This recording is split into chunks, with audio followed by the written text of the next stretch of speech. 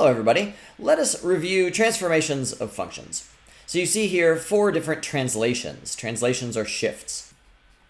For the 2 horizontal shifts, shifting left and shifting right, you see that we're transforming the x-coordinate before it's an input to the f function.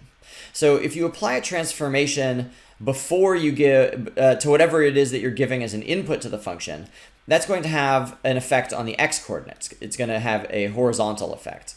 Meanwhile, if you want to shift it vertically, here we're adding c or subtracting c on the outside of f of x. So what that's doing is it's transforming the y values, because the y values are the outputs from f of x. So it makes sense that if you would transform the y values, you would have something vertical happening, because that's what y values affect. And if you transform the x values before their inputs to the functions, then you would have something horizontal happening. The only, I think, counterintuitive thing, which I'm sure you remember from last year, is you might expect that adding c to x would cause a right shift, because when you think about increasing x values, when they increase, they go to the right. But actually, that transformation has the opposite effect. The reason why has to do with the fact that you're transforming the inputs before evaluating the function. But the real deep explanation about why has to wait for a longer video. This picture captures scaling and reflection. So if our parent graph is here in black, if you were going to take the opposite of the f function, that would take the opposite of the y values. And so it would reflect all the y values, and that corresponds to a reflection around the x-axis. If instead you were going to take the opposite of the x values, that would be a horizontal reflection across the y-axis. If you multiply on the outside by a value of c larger than 1, that's like taking each y value and multiplying it, and so that's going to scale it upwards. Meanwhile, if you divide by a value c that's larger than 1, that would be like taking every single y value and dividing it by c, and so that would end up scaling it down towards the x-axis. This set of examples compares and contrasts vertical scaling with horizontal scaling. So on the left-hand side, you see the cosine function in purple here, and you see what happens when you vertically scale it. So if you multiply by 2 on the outside, you see that all of the values become larger in magnitude because the y values are getting multiplied. So 1 becomes 2, 0 stays at 0 because if the output of cosine is 0, 0 multiplied by 2 is still 0. So you see that it scales away from the x-axis.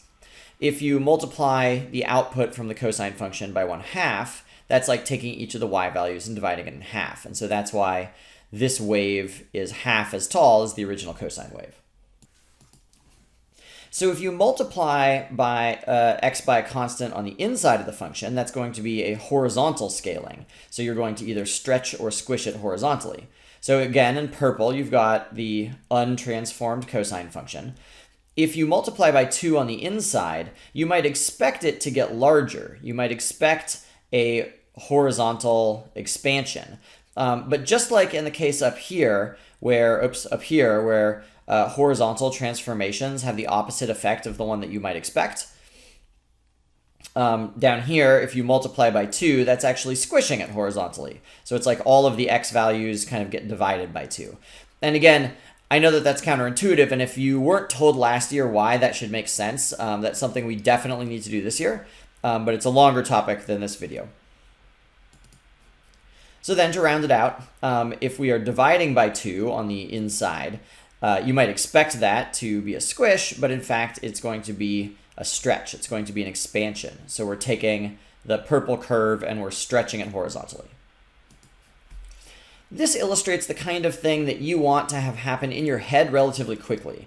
So if you have a parent graph, root x, you should pretty quickly be able to imagine the effects of shifting it right by 2, or reflecting it vertically, or scaling it vertically. Because you're going to want to be able to take these pieces of your function and freely move them around to build functions that look the way that you want them to. So let's do 3 examples that I hope are simple in review for you. Let's imagine f of x is x squared, so that quadratic formula.